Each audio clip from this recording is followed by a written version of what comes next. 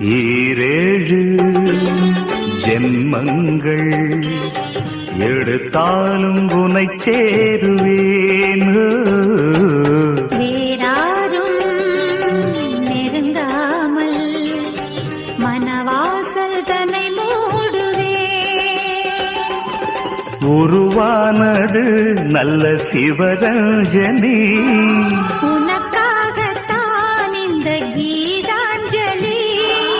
ராகங்களில் ஆலாபனை, மோகங்களின் ஆராதனை.